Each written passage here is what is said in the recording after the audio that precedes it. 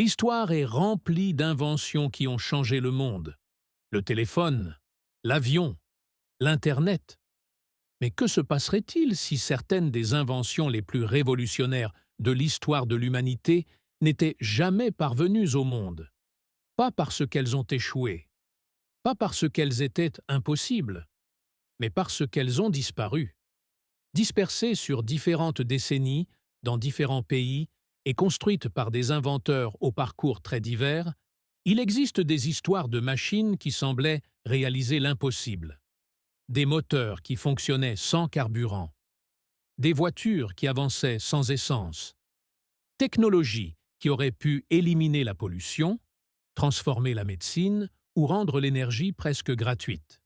Et pourtant, chacune de ces inventions a suivi un chemin étrangement similaire. Au début, il y avait de l'excitation, démonstration, des investisseurs curieux, des scientifiques venus pour observer et vérifier ce qu'ils voyaient.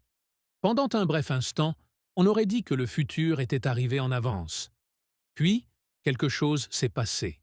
Le financement a disparu. Les brevets ont été contestés. Les laboratoires ont été fermés. Les prototypes ont disparu. Et dans certains cas, les inventeurs eux-mêmes ont connu des fins soudaines et inexpliquées. Les explications officielles semblaient toujours raisonnables. Limites techniques, problèmes financiers, manque de demande, erreurs scientifiques. Mais quand on place ces histoires côte à côte, un motif différent commence à apparaître. Un schéma où les technologies les plus disruptives n'échouent pas naturellement. Au lieu de cela, elles sont discrètement retirées avant de pouvoir changer l'équilibre des pouvoirs. Que se passerait-il si une voiture pouvait rouler uniquement avec de l'eau? Que se passerait-il si l'électricité pouvait être transmise gratuitement dans l'air, n'importe où sur Terre, sans fils? Que se passerait-il si une batterie pouvait durer 50 ans? Ou si la pollution pouvait être entièrement éliminée par une seule machine? Pour les industries bâties sur le pétrole, les réseaux énergétiques, les produits de remplacement et la consommation constante, de telles inventions ne seraient pas simplement des percées. Elles seraient des menaces. Ce soir, nous allons examiner 7 inventions qui, selon beaucoup, ont été effacées de l'histoire. Certaines ont été enterrées sous des batailles juridiques. Certaines ont disparu avec leurs créateurs. Et certaines ont été simplement démantelées et oubliées. La question n'est pas seulement de savoir si ces inventions étaient réelles. La question plus profonde est celle-ci. Si même l'une d'entre elles fonctionnait, qui aurait eu le plus à perdre? Top 1. La pile à combustible à eau. En 1998, dans une banlieue tranquille de l'Ohio, un inventeur nommé Stanley Meyer est sorti d'un restaurant pendant le déjeuner, a titubé sur le parking et s'est effondré. Des témoins se souviendront plus tard que juste avant de tomber, Meyer a saisi sa gorge et a crié des mots qui allaient résonner dans les forums de conspiration et les cercles d'ingénierie pendant des décennies. Ils m'ont empoisonné. Quelques minutes plus tôt, il était assis à une table avec 2 investisseurs belges, discutant d'une technologie qui, si elle s'avérait vraie, aurait pu réécrire l'économie mondiale de l'énergie. Une voiture qui roulait à l'eau. Stanley Meyer n'était pas un bricoleur obscur travaillant dans l'isolement. Au fil des ans, il avait obtenu plusieurs brevets liés à un dispositif qu'il appelait la pile à combustible à eau, un système conçu pour séparer l'eau ordinaire en hydrogène et en oxygène, puis utiliser cet hydrogène comme carburant à l'intérieur d'un moteur à combustion. Le concept de carburant à l'hydrogène n'était pas nouveau. Les scientifiques comprenaient depuis des années que l'hydrogène pouvait alimenter des moteurs. Le problème était l'énergie. L'électrolyse traditionnelle nécessitait plus d'électricité que ce que l'hydrogène produit pouvait restituer. Mais Meyer affirmait avoir résolu ce problème. Selon lui, son système utilisait une méthode appelée dissociation électrolytique, combinée à un arrangement complexe de fréquences d'impulsion, de circuits résonnants et d'électrodes spécialement conçus. Au lieu de séparer les molécules d'eau par la force électrique brute, Meyer affirmait que son appareil utilisait la résonance pour déstabiliser les liaisons entre l'hydrogène et l'oxygène. En termes simples, le système nécessitait prétendument très peu d'électricité pour séparer l'eau. Si cette affirmation était vraie, elle briserait les attentes fondamentales de la thermodynamique. Et pourtant, Meyer en a fait la démonstration. Lors de tests publics, il a installé le système sur un dune buggy modifié. Le véhicule fonctionnait sans essence. Les observateurs l'ont vu circuler sur les autoroutes tandis que de la vapeur s'échappait silencieusement de l'échappement. Pas de réservoir de carburant, pas d'émissions, juste de l'eau. Lors d'une démonstration, Meyer aurait mis le contact et déclaré calmement « C'est le carburant du futur ». Les médias ont commencé à couvrir l'histoire. Des investisseurs se sont montrés intéressés. Des ingénieurs et des observateurs curieux ont voyagé pour voir l'appareil en action. À un moment donné, Meyer a affirmé que des scientifiques liés à l'OTAN avaient exprimé leur intérêt pour l'étude de ses travaux. On a également rapporté que des acheteurs étrangers avaient tenté d'acheter purement et simplement la technologie, offrant des sommes importantes pour acquérir les brevets et les droits de production. Meyer a refusé. Puis, ce jour de 1988, après une réunion avec des investisseurs, il s'est soudainement effondré sur le parking du restaurant. La cause officielle du décès a été attribuée à un anévrisme cérébral. Aucune toxine n'a été trouvée. Aucune enquête criminelle n'a suivi. Mais ce qui s'est passé ensuite a soulevé encore plus de questions. Après la mort de Meyer, le prototype du véhicule a disparu. Son atelier a été vidé. Le développement de la technologie s'est arrêté complètement. Les brevets sont restés accessibles au public, mais les ingénieurs qui les ont étudiés plus tard ont découvert quelque chose d'inhabituel. Des détails clés semblaient manquer. Les schémas critiques étaient incohérents. Certains composants décrits dans les brevets ne correspondaient pas aux dispositifs vus lors des démonstrations. D'autres semblaient intentionnellement modifiés. Les chercheurs qui ont tenté de reproduire le système ont souvent rencontré des pannes électriques, des circuits en surchauffe ou des conceptions qui ne fonctionnaient tout simplement pas. Certains ont conclu que Meyer s'était trompé, que le système nécessitait beaucoup plus d'énergie qu'il n'en produisait. D'autres croyaient à toute autre chose. Ils suggéraient que Meyer avait peut-être découvert une configuration très étroite et instable de résonance électrique. Une configuration qui fonctionnait en pratique, mais qui n'a jamais été pleinement documentée.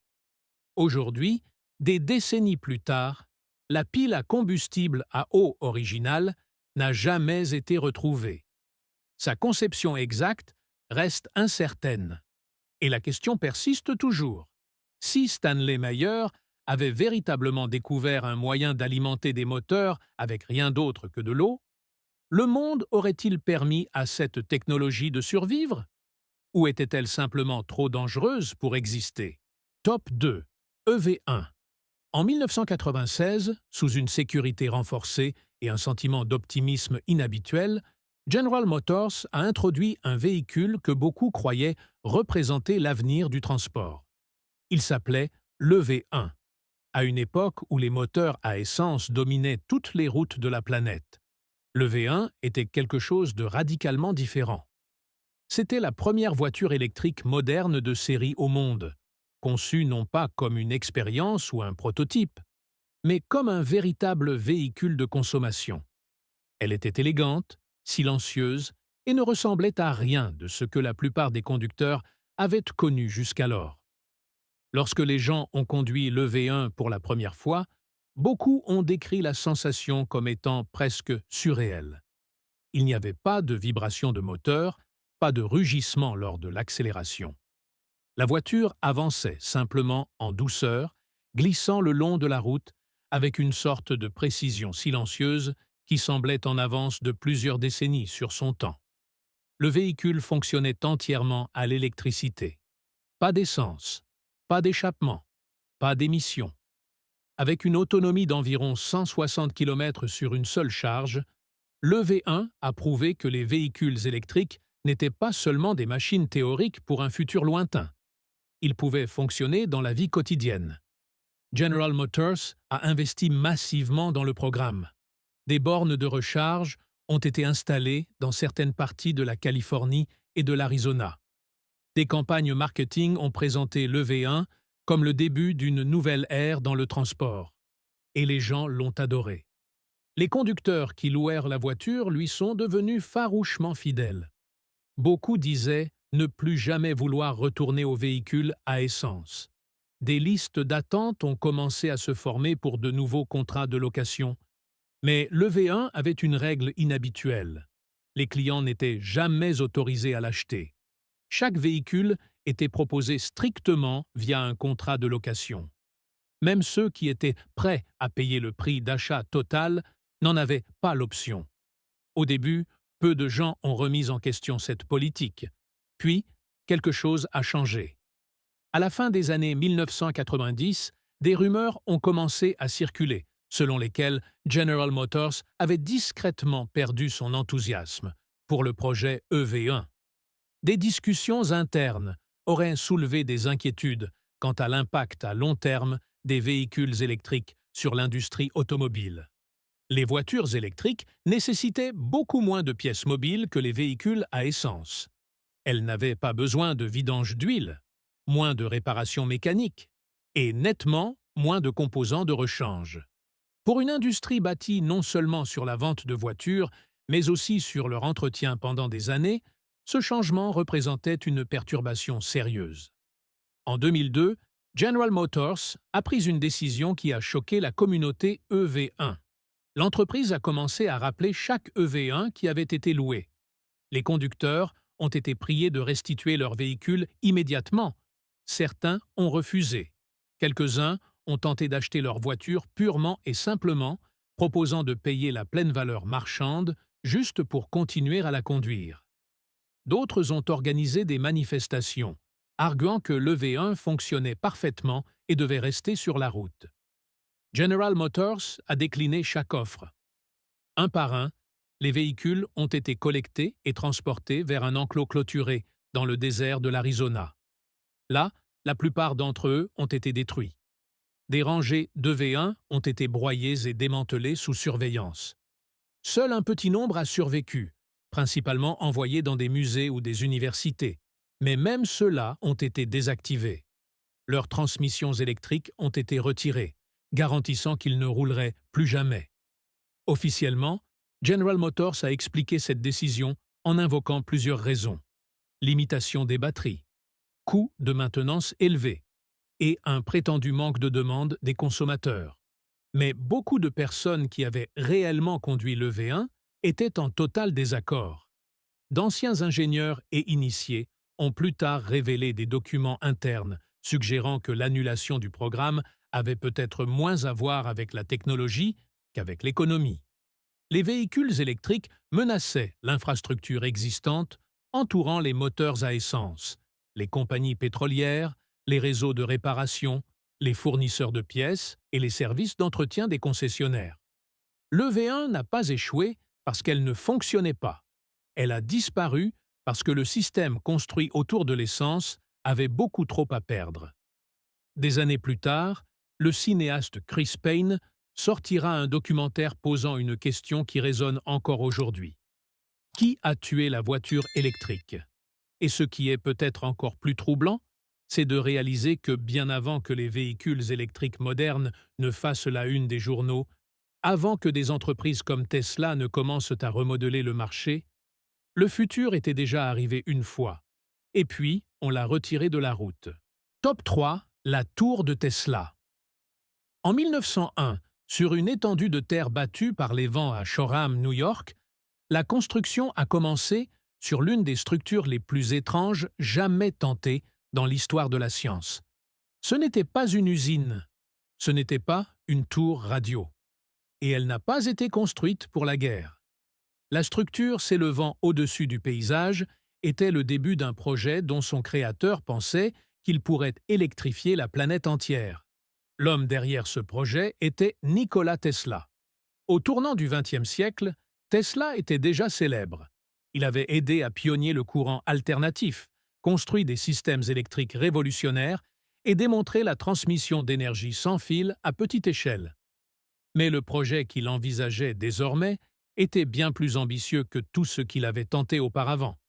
Tesla l'appelait la tour de Wardenclyffe.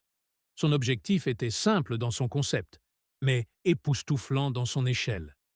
Il voulait transmettre l'électricité sans fil sur toute la Terre.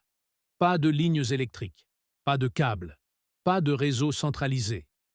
Juste d'énormes tours envoyant de l'énergie électrique par la résonance naturelle de la planète elle-même.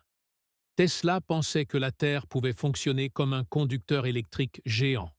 En envoyant de puissants courants oscillants à travers des bobines et des systèmes de mise à la Terre soigneusement réglés, il pensait qu'il serait possible de transmettre de l'énergie à des récepteurs n'importe où sur le globe.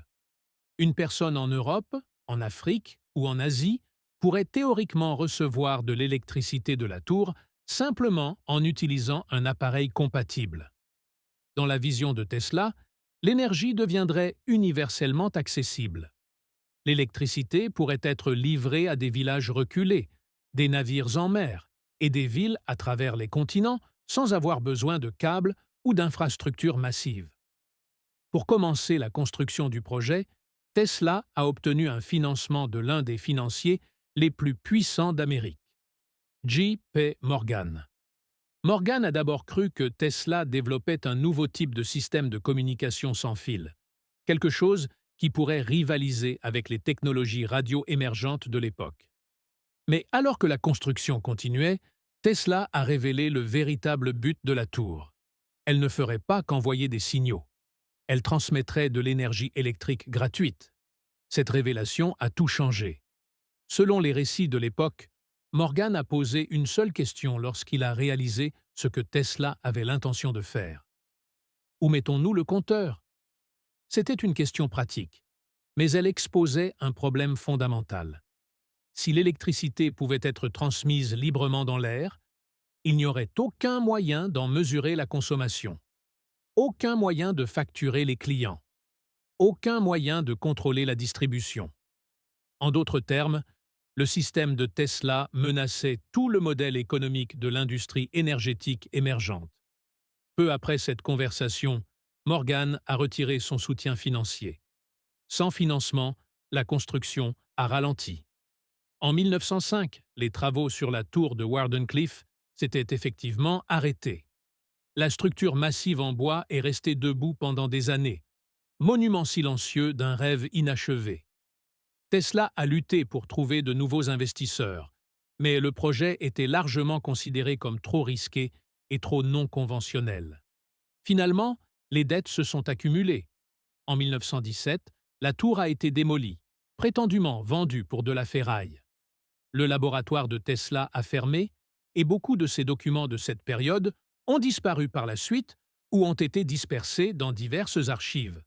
Certains auraient été saisis par les autorités gouvernementales après sa mort. D'autres n'ont plus jamais été revus.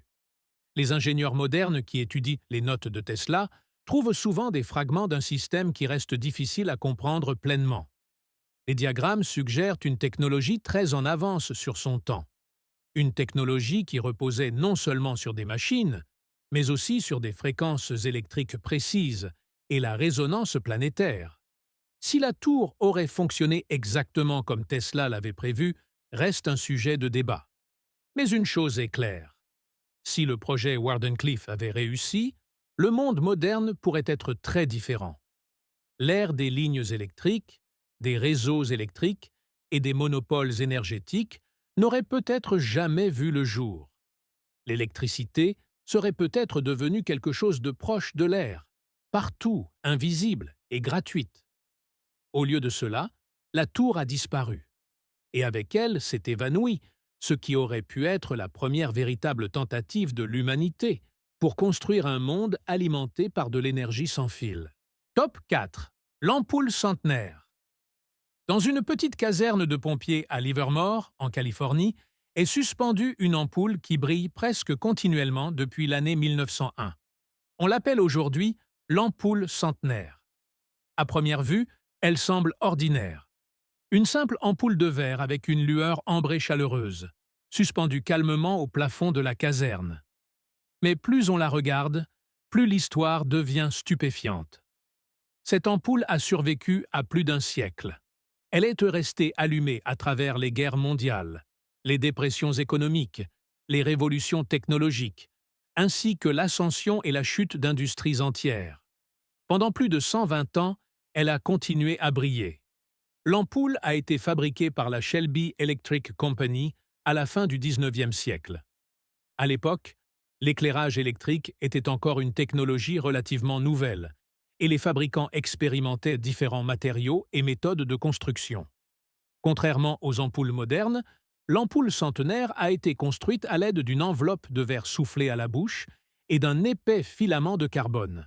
Le filament brûle lentement, produisant une lumière plus douce, mais prolongeant aussi considérablement la durée de vie de l'ampoule. Les scientifiques, qui ont étudié l'ampoule centenaire, soulignent souvent ce filament de carbone comme la clé de sa longévité. Les ampoules à incandescence modernes utilisent des filaments de tungstène conçus pour briller plus fort, mais aussi plus chaud, ce qui réduit considérablement leur durée de vie. Le résultat est une ampoule qui grille beaucoup plus vite. Mais l'ampoule centenaire n'était pas unique en son genre à cette époque. Au début du XXe siècle, de nombreuses ampoules duraient des décennies. Certaines sont restées opérationnelles pendant 60 ans ou plus, dans des usines, des mines et des bâtiments industriels. Alors pourquoi ce genre de durabilité a-t-il disparu? La réponse pourrait se trouver dans un accord formé en 1924, connu sous le nom de cartel Phoebus. Cette organisation regroupait certains des plus grands fabricants d'ampoules au monde, notamment des sociétés telles que General Electric, Philips et Osram.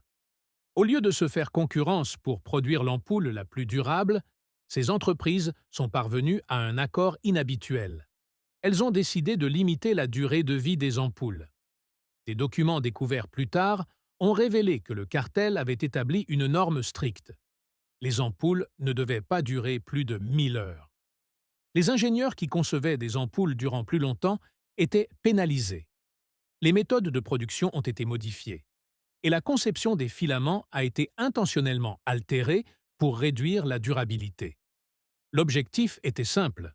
Si les ampoules grillaient plus souvent, les consommateurs devraient en acheter de nouvelles plus fréquemment, et les profits augmenteraient.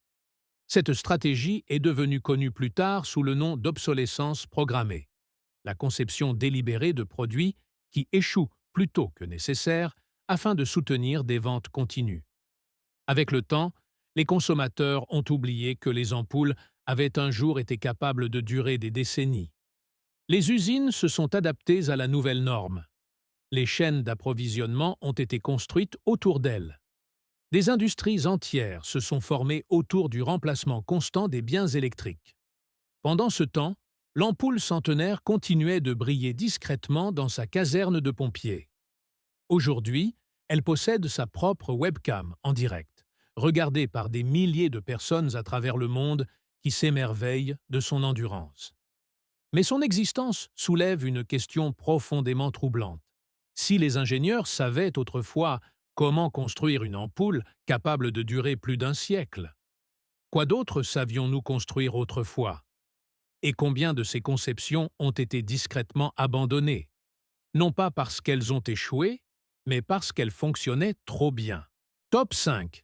Le purificateur d'air d'Europe de l'Est. Au début des années 1990, dans la périphérie industrielle de l'Europe de l'Est post-soviétique, un groupe d'ingénieurs a dévoilé une machine qui semblait presque trop puissante pour le monde dans lequel elle entrait.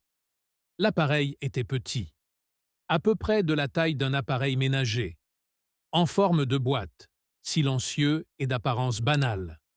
Mais selon les scientifiques qui l'ont construit, la machine pouvait faire quelque chose d'extraordinaire. Elle pouvait purifier l'air complètement. Pas seulement éliminer la poussière ou la fumée, mais éliminer les produits chimiques industriels toxiques, les agents pathogènes aéroportés et les polluants microscopiques qui traversent normalement les systèmes de filtration traditionnels. Le prototype a été développé par une équipe d'anciens ingénieurs militaires travaillant près de Cracovie, en Pologne. Ces scientifiques avaient passé des années à rechercher des technologies avancées de purification atmosphérique initialement destinées à être utilisées dans des environnements contaminés. Ce qu'ils ont finalement produit était un dispositif combinant la technologie du plasma froid avec un puissant champ électrostatique. La plupart des purificateurs d'air fonctionnent en piégeant les particules à l'intérieur de filtres. Cette machine fonctionnait différemment. Au lieu de capturer les contaminants, elle les décomposait au niveau moléculaire. Alors que l'air pollué passait à travers la chambre, des forces électriques modifiaient la charge des particules microscopiques. Le champ de plasma froid déstabilisait ensuite les liaisons chimiques au sein de ces contaminants, les démantelant efficacement sans produire d'émissions secondaires. Aucun filtre n'avait besoin d'être remplacé, aucun déchet toxique ne restait, et l'appareil nécessitait très peu d'électricité pour fonctionner. Des démonstrations indépendantes auraient stupéfié les observateurs. Dans une expérience contrôlée, une chambre scellée remplie de produits chimiques dangereux tels que le formaldéhyde et le benzène a été purifiée en 11 minutes. Dans un autre test mené à l'intérieur d'un entrepôt pollué, le système a réduit les particules dangereuses PM2.5 de plus de 98% en moins d'une heure. Pour les villes aux prises avec le smog et la pollution industrielle, les implications étaient énormes. Les gouvernements et les organisations environnementales ont initialement montré un vif intérêt. Un responsable aurait décrit l'appareil comme la technologie environnementale la plus disruptive de la décennie. Mais en quelques semaines, tout a changé. Les accords de financement ont été soudainement annulés. Des barrières administratives sont apparues. L'approbation des brevets a stagné sous des examens réglementaires complexes. Et des cargaisons contenant des unités nouvellement construites ont commencé à disparaître pendant le transport. Selon des membres de l'équipe de développement, la pression a commencé à venir de directions inattendues. Leur ingénieur principal aurait été détenu et interrogé lors d'une inspection douanière alors qu'il voyageait à l'étranger. Les collaborations avec des institutions de recherche ont été brusquement interrompues. Les responsables gouvernementaux qui avaient autrefois soutenu le projet ont cessé de rappeler. En 1994, l'entreprise responsable de la technologie avait discrètement fermé ses portes. L'équipe d'ingénieurs s'est dispersée à travers l'Europe. Certains se sont tournés vers des industries sans rapport. D'autres ont quitté la recherche entièrement. Des années plus tard, un ancien membre a affirmé anonymement qu'un syndicat d'entreprises lié à de grands fabricants de CVC et à des sociétés de transformation chimique avait acheté les parts restantes du projet via des couches de sociétés écrans. L'objectif, suggérait-il, n'était pas de développer la technologie, mais de l'enterrer. Aujourd'hui, aucun prototype fonctionnel confirmé ne reste entre les mains du public. Les chercheurs qui ont tenté de reconstruire le système en utilisant les schémas survivants disent que des informations critiques manquent, en particulier la configuration de la chambre d'allumage du plasma et les fréquences harmoniques nécessaires pour déstabiliser les molécules en suspension dans l'air. Encore plus intrigantes sont les références dans certains documents internes suggérant que la même technologie aurait pu être adaptée pour un usage médical. Les hôpitaux auraient pu l'utiliser pour stériliser les salles d'opération. Les virus aéroportés auraient pu potentiellement être neutralisés avant de se propager. Des bâtiments entiers auraient pu être protégés contre la contamination biologique. Mais aucune de ces applications n'a jamais été explorée. Au lieu de cela, l'appareil a disparu. Et dans un monde qui lutte encore contre les villes enfumées, les maladies respiratoires et les pandémies aéroportées, son absence ressemble moins à une invention oubliée qu'à quelque chose qui a été délibérément effacé. Parce que si une machine a existé un jour capable de nettoyer complètement l'air, alors quelqu'un, quelque part, a décidé que le monde ne pourrait jamais l'utiliser. Top 6. Le moteur à vide. En 1983, dans une banlieue tranquille de Toronto, au Canada, un ingénieur indépendant nommé Troy Urtubise a commencé à parler d'une machine que beaucoup de scientifiques considéraient comme impossible. Selon Urtubise, il avait construit un petit moteur capable de produire un mouvement continu sans carburant, sans électricité ni combustion. L'appareil était à peu près de la taille d'une boîte à chaussures. À l'intérieur se trouvaient des bobines de cuivre, des aimants et plusieurs plaques de titane disposées dans une configuration qui ressemblait plus à un projet de physique expérimentale qu'à un moteur conventionnel. Lorsqu'elle était activée, la machine émettait prétendument un faible bourdonnement et commençait à faire tourner un volant d'inertie connecté. Et une fois lancée, elle ne s'arrêtait plus. Il n'y avait aucune source d'énergie visible, pas de batterie, pas d'alimentation externe. Pourtant, le volant d'inertie continuait de tourner, régulièrement et continuellement. Urtubise affirmait que la machine fonctionnait en manipulant la pression du vide et les champs magnétiques. Selon son explication, l'appareil créait une chambre spéciale où des forces magnétiques opposées généraient un déséquilibre de pression constant, puisant dans ce qu'il croyait être une forme d'énergie de fond présente dans l'espace vide. Les physiciens appellent parfois ce concept l'énergie du vide, l'énergie théorique, qui existe même en l'absence de matière. Urtubise pensait que son moteur était capable d'exploiter cette énergie et de la convertir en mouvement mécanique. Pour de nombreux scientifiques, l'idée semblait absurde. Les lois de la thermodynamique stipulent que l'énergie ne peut être créée à partir de rien. Une machine qui produirait de l'énergie sans consommer de carburant violerait l'un des principes les plus fondamentaux de la physique. Mais Urtubise insistait sur le fait que l'appareil ne créait pas d'énergie. Il extrayait simplement l'énergie d'une source naturelle négligée. Des journalistes curieux et des ingénieurs indépendants ont été invités à assister à des démonstrations. Selon plusieurs témoignages, la machine semblait fonctionner exactement comme Urtubise le décrivait. Le volant d'inertie tournait sans encombre. Aucun câble d'alimentation n'était connecté. Les observateurs auraient examiné l'appareil de près, cherchant à déterminer si des batteries cachées ou un câblage dissimulé étaient responsables du mouvement. Rien d'évident n'a été trouvé. Puis, peu de temps après ces démonstrations, quelque chose d'étrange s'est produit. Urtubise a affirmé plus tard que plusieurs officiels non identifiés lui avaient rendu visite dans son atelier. Il les a décrits simplement comme des hommes en costume. Ils l'ont interrogé sur l'origine de ces matériaux, le but de la machine, et s'il avait l'intention de breveter ou de vendre la technologie. La conversation l'aurait laissé mal à l'aise. Environ une semaine plus tard, le désastre a frappé. Son atelier a pris feu. L'incendie a complètement détruit le bâtiment.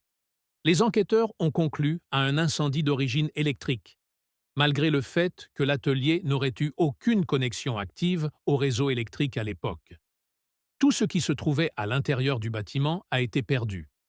Le prototype du moteur a été réduit en cendres.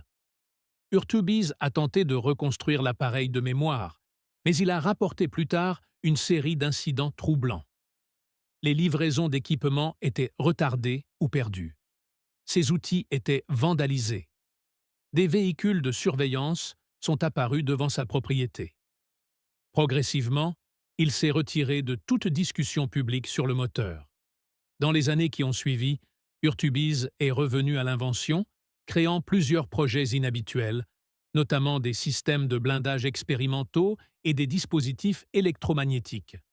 Mais il n'a plus jamais parlé en détail du moteur à énergie du vide. Les sceptiques ont rejeté toute l'histoire, comme étant de la pseudoscience, un inventeur ambitieux poursuivant un rêve impossible. Pourtant, d'autres restent fascinés par la cohérence des premiers rapports de témoins et le timing étrange de l'incendie qui a détruit le seul prototype connu. Si la machine fonctionnait vraiment, même brièvement, ses implications auraient été stupéfiantes. Un moteur produisant de l'énergie sans carburant aurait réécrit les règles de la production d'énergie. Pas de pétrole, pas de charbon, pas d'infrastructure, juste une machine extrayant de l'énergie de la trame même de l'espace. Mais le moteur a disparu avant d'avoir pu être correctement étudié. Et comme tant d'inventions avant lui, le monde n'est resté qu'avec la question: le moteur à énergie du vide était-il impossible ou menaçait-il simplement un monde qui dépendait de la rareté de l'énergie? Top 7. La batterie infinie. En 1973, un ingénieur aérospatial à la retraite nommé Karl Kordesch a discrètement révélé une batterie qui, si elle avait été développée à son plein potentiel, aurait pu transformer toute l'industrie électronique. Kordesch n'était pas une figure inconnue dans le monde de la technologie énergétique. Au cours de sa carrière, il avait participé au développement des premiers systèmes de batteries alcalines et avait contribué à des recherches liées au programme de piles à combustible de la NASA. Ses travaux avaient déjà influencé les systèmes d'alimentation utilisés dans les satellites et les communications militaires. Mais l'invention qu'il a présentée au début des années 1970 était quelque chose de bien plus radical. C'était une batterie conçue pour durer jusqu'à 50 ans. Contrairement aux batteries conventionnelles, qui se dégradent lentement à chaque cycle de charge et de décharge, la conception de Kordesch combinait deux technologies différentes: la stabilité chimique des batteries alcalines au dioxyde de manganèse et les capacités régénératrices d'un système de piles à combustible à hydrogène. Le résultat était une unité de puissance hybride capable de produire de l'électricité en continu tout en régénérant simultanément ses composants chimiques internes. En termes simples, la batterie pouvait se recharger tout en fonctionnant.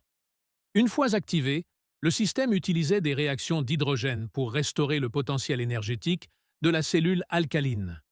Parce que le cycle chimique se renouvelait continuellement, la batterie pouvait théoriquement fonctionner pendant des décennies sans remplacement. Pour les applications militaires et aérospatiales, les implications étaient énormes. Les satellites pourraient fonctionner pendant des périodes beaucoup plus longues, sans avoir besoin de sources d'énergie de remplacement. L'équipement de communication à distance pourrait fonctionner pendant des années dans des endroits isolés.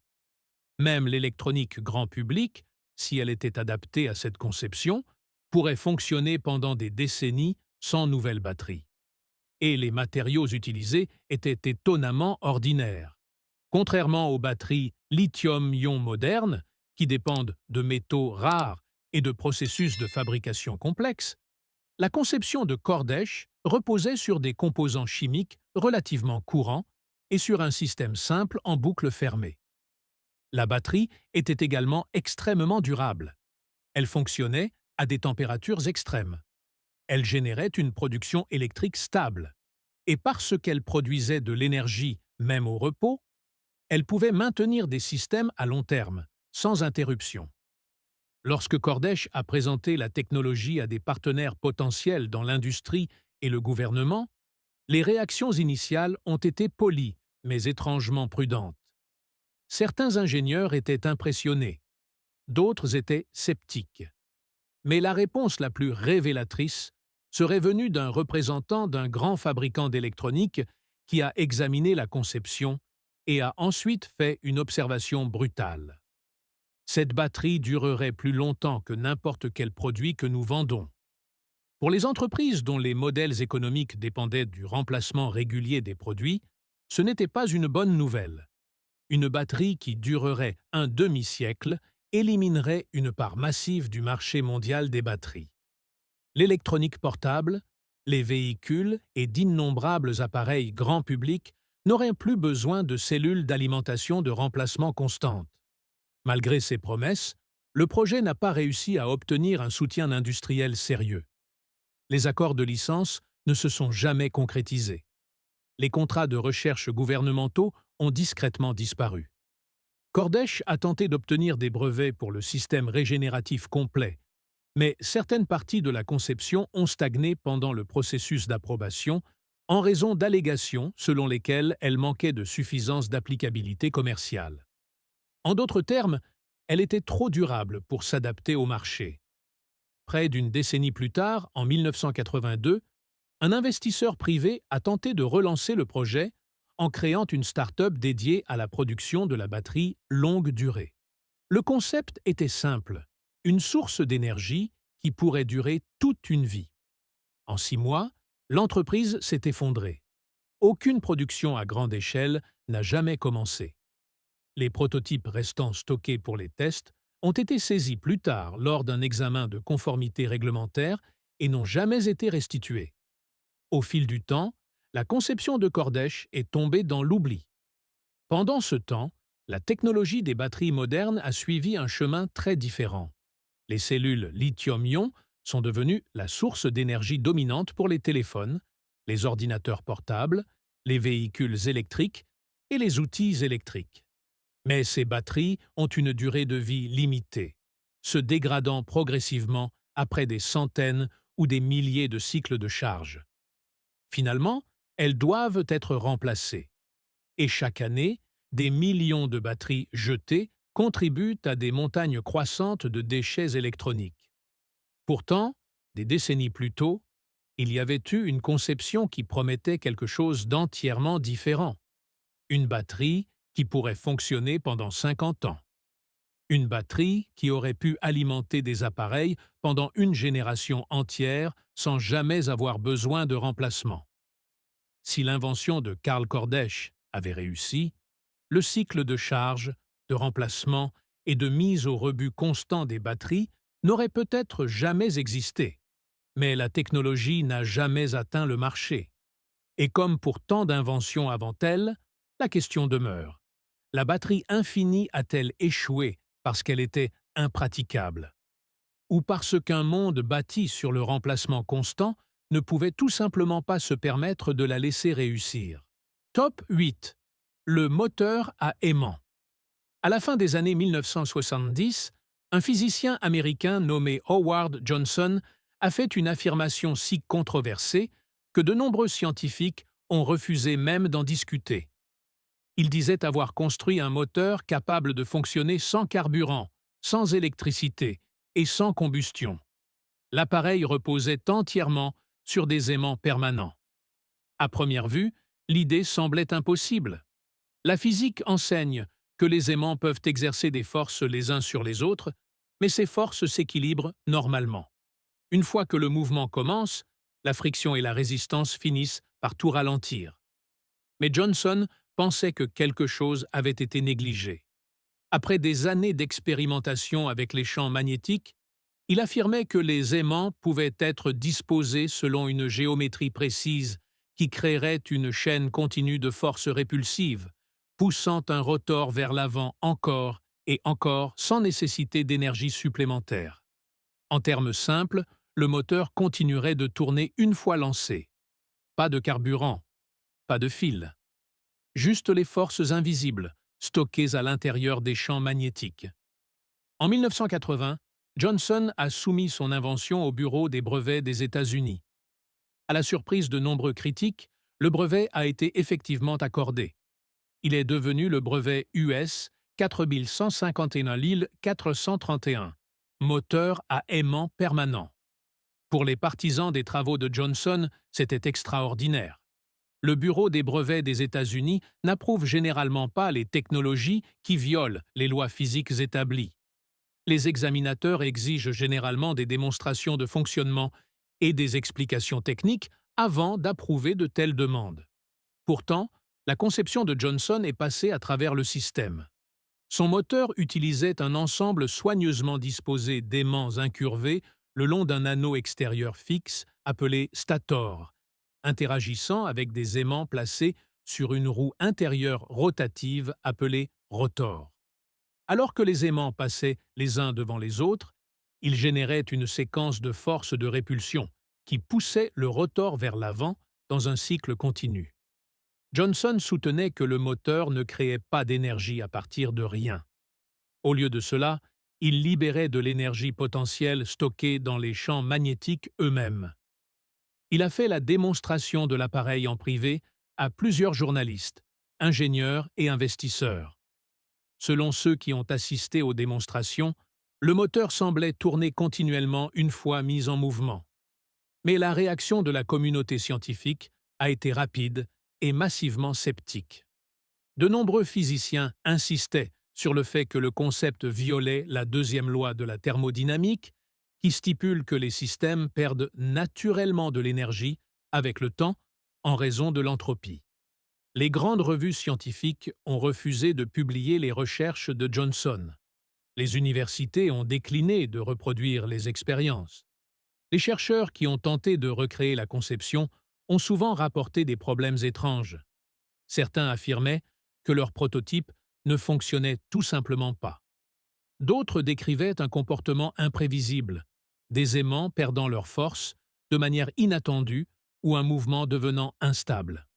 Les partisans de Johnson arguaient que l'appareil nécessitait un alignement extrêmement précis et des matériaux spécialisés qui n'étaient pas facilement reproductibles.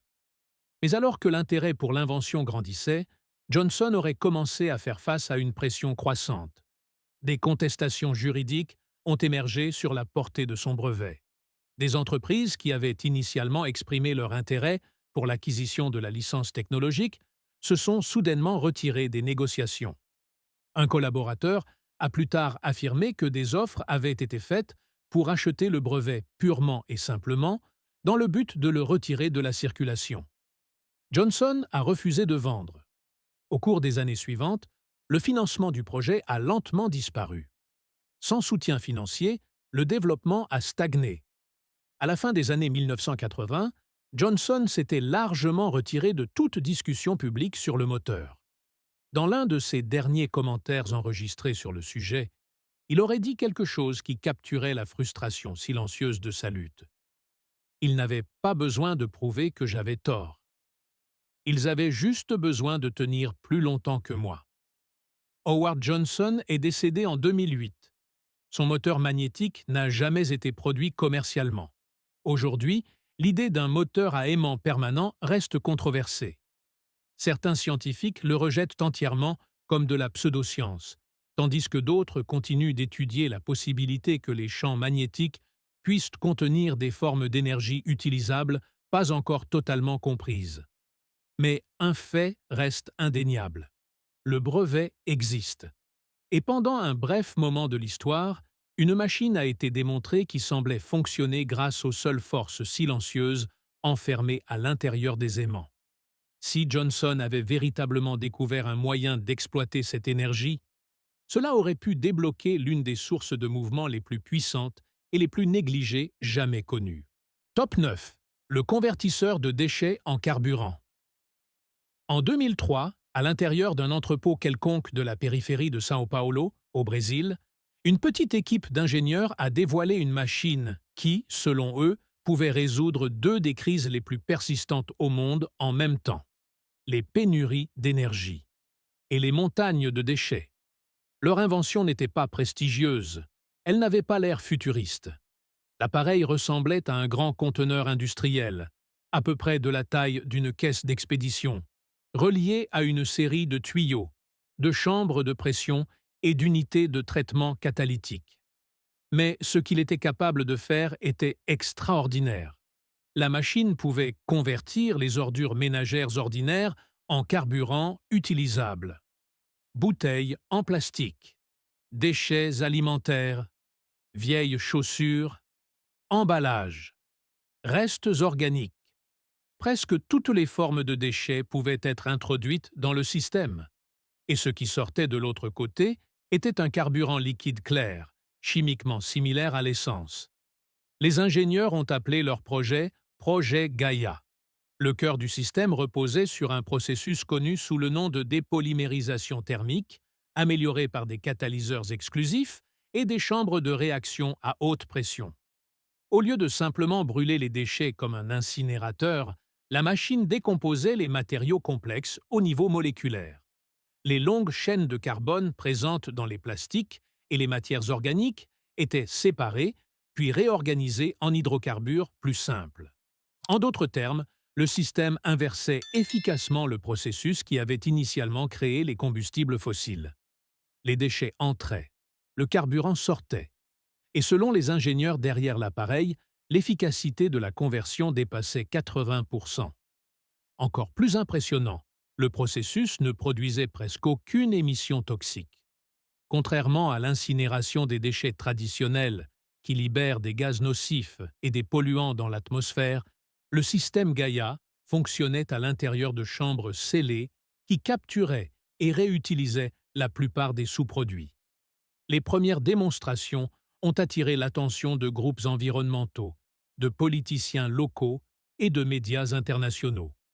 Dans un test largement rapporté, le carburant produit par la machine a alimenté un générateur diesel en continu pendant 48 heures en utilisant uniquement des déchets ménagers traités.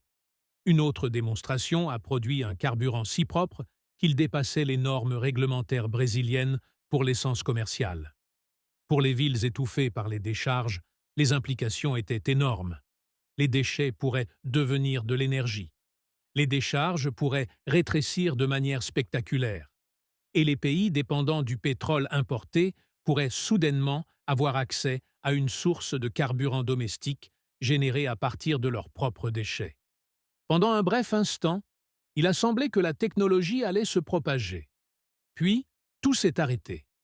Quelques semaines seulement après qu'un segment d'information télévisée ait présenté le projet de Gaïa au public, l'installation où se trouvait le prototype a été soudainement perquisitionnée par les autorités.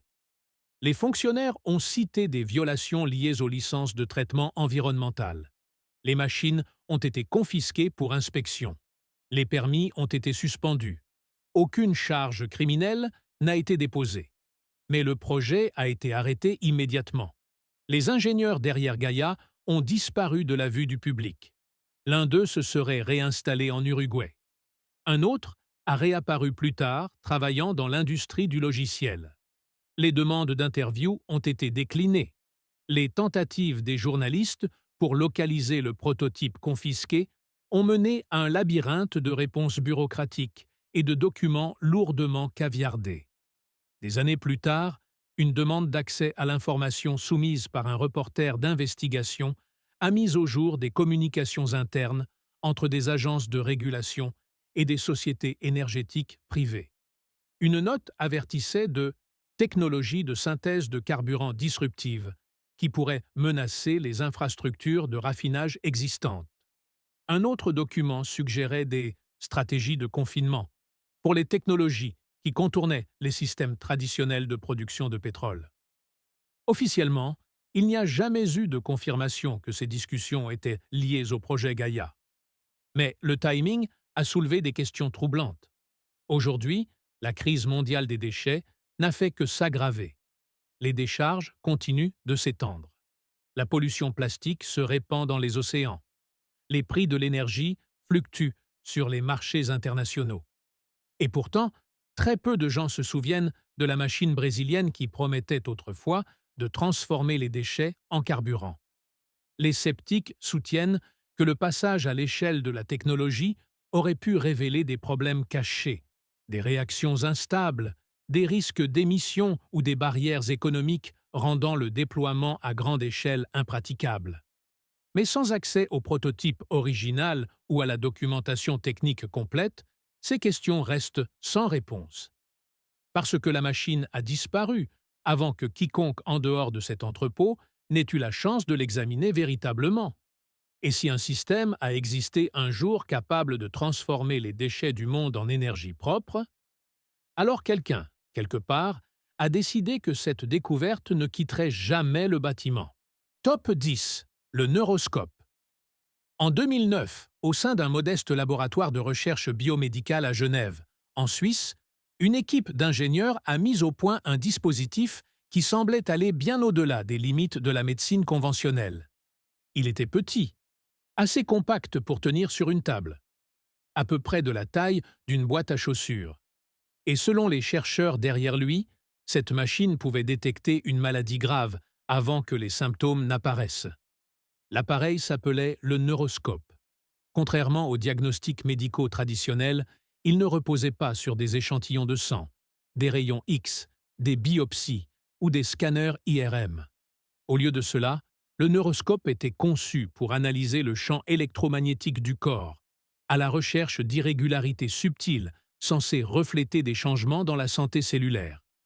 La théorie sous-jacente était controversée, mais pas entièrement nouvelle. Pendant des décennies, Des chercheurs marginaux et une poignée de théoriciens biomédicaux avaient suggéré que le corps humain produit une signature électromagnétique unique façonnée par ses processus biologiques internes. Chaque organe, chaque voie neuronale et chaque réaction chimique génère une activité électrique. L'équipe derrière le neuroscope pensait que la maladie altérait ces schémas bien avant que des symptômes visibles n'émergent. Cancer, troubles neurologiques, maladies dégénératives, conditions inflammatoires chroniques. Tous, selon les concepteurs du projet, créaient des distorsions mesurables dans les harmoniques électromagnétiques naturelles du corps. Le neuroscope était construit pour détecter ces distorsions.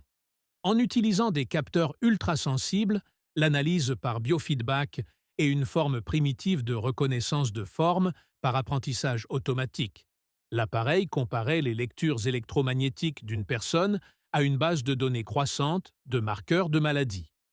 Les résultats des premiers tests étaient stupéfiants. Lors d'essais cliniques impliquant des patients en phase terminale, l'appareil aurait identifié des signes de croissance maligne des semaines, et dans certains cas des mois, avant qu'ils n'apparaissent sur les scanners d'imagerie.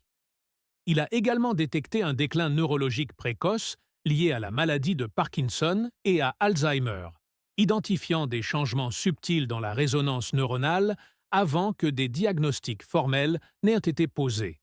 Dans des environnements contrôlés, le neuroscope a même signalé des conditions chroniques chez des sujets de test qui n'avaient aucune idée qu'ils étaient déjà malades. Si la technologie avait fonctionné exactement comme décrit, elle aurait changé la médecine à jamais. Les maladies pourraient être découvertes avant l'apparition des symptômes. Le traitement pourrait commencer plus tôt. Les hôpitaux pourraient passer de la réaction à la prévention. Et l'un des secteurs les plus rentables de la santé moderne, le diagnostic au stade avancé, aurait pu être fondamentalement perturbé. Au début, le projet a attiré un intérêt discret mais sérieux. Des hôpitaux en Suisse et en Allemagne auraient demandé des unités pilotes. Des organisations internationales de santé en ont pris note. Et selon un récit, un cadre pharmaceutique qui a assisté à une démonstration a répondu par une question qui résumait la menace que représentait l'appareil. Si cela fonctionne, pourquoi quelqu'un aurait-il besoin de dépistage de routine?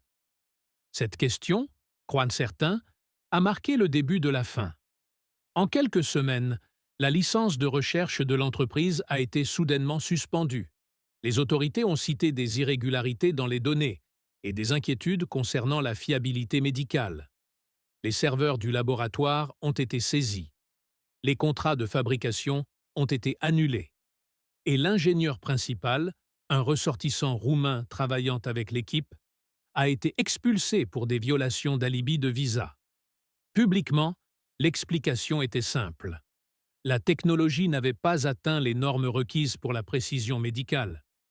Mais aucune réfutation publique complète des performances de l'appareil n'a jamais été publiée. Aucun examen indépendant à grande échelle n'a été mis à disposition. Aucun article scientifique final discréditant totalement le projet n'est jamais paru. Le neuroscope a simplement disparu. Les tentatives de relance de la technologie via un financement privé ont échoué. Les droits du système central ont été acquis plus tard par une société écran, puis laissés inactifs. Les chercheurs qui ont tenté de reconstruire l'appareil à partir de fragments dispersés en libre accès ont signalé des données de calibration manquantes, une architecture de capteurs incomplète et des lacunes critiques dans le modèle de traitement du signal. Certains pensent que ces omissions étaient intentionnelles. D'autres affirment qu'une version fonctionnelle de l'appareil existe toujours, utilisée discrètement dans des installations médicales restreintes, loin de l'examen public. Savoir si cela est vrai reste impossible à vérifier. Mais les implications du neuroscope continuent de hanter l'histoire. Parce que si une machine a existé un jour capable de détecter une maladie avant même que la médecine conventionnelle ne puisse la voir, alors ce n'était pas seulement un appareil de diagnostic. C'était un défi lancé à tout un système bâti sur l'attente que la maladie devienne visible, mesurable et facturable. Et c'était peut-être là le vrai danger. Pas que la machine ait échoué, mais qu'elle menaçait de changer le commerce de la médecine lui-même. Lorsque nous examinons chacune de ces inventions individuellement, elles peuvent sembler être des histoires isolées. Un moteur étrange ici, une batterie inhabituelle là, une tour oubliée construite par un inventeur brillant il y a plus d'un siècle. Mais quand on les place côte à côte, un motif commence à émerger. À travers différents pays, différentes industries et différentes décennies, la même séquence apparaît encore et encore. D'abord vient la percée. Un inventeur crée quelque chose qui semble défier les limites de ce que la technologie devrait être capable de faire. Des démonstrations attirent l'attention. Des ingénieurs, des investisseurs et des observateurs curieux se rassemblent pour être témoins de la possibilité d'un avenir totalement nouveau. Pendant un bref instant, on a l'impression que le monde se tient au bord d'une transformation. Puis, la résistance commence. Le financement disparaît. Les brevets s'enlisent dans d'interminables complications juridiques. Les laboratoires sont fermés. L'équipement s'évanouit. Parfois, les inventeurs eux-mêmes sombrent dans l'obscurité, leur travail inachevé et leurs découvertes jamais pleinement comprises. Des explications officielles sont toujours proposées. Problèmes techniques, difficultés financières, manque de demande. Mais la question plus profonde demeure. Que se passe-t-il lorsqu'une technologie menace non pas une seule entreprise, mais tout un système économique? Une voiture qui roule à l'eau ébranlerait les fondations de l'industrie pétrolière mondiale. L'électricité sans fil saperait des réseaux électriques centralisés valant des billions de dollars. Une batterie qui dure un demi-siècle détruirait des marchés entiers bâtis sur le remplacement constant. Et une machine capable de nettoyer complètement l'air pourrait transformer les industries liées au contrôle de la pollution et au traitement chimique.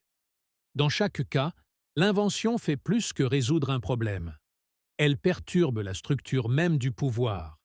Tout au long de l'histoire, le progrès a souvent été façonné non seulement par ce que l'humanité est capable de créer, mais aussi par ce que les institutions puissantes sont prêtes à autoriser.